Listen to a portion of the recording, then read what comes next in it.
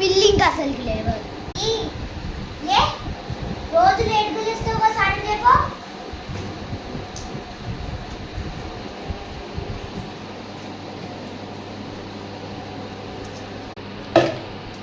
Mummy tap రాట్లేదేంటి? Hello plumber గారు. Hello ma'am, excuse me, ఇక్కడ పైప్ లీకేజ్ అయింది. 2 hours దాకా నీళ్ళు రావండి. సరేలే, నేను చెప్తాను మా పిల్లకి. స్మైలీ మనం నైట్ వరకు రావంటని అడ్జస్ట్ అయ్యి.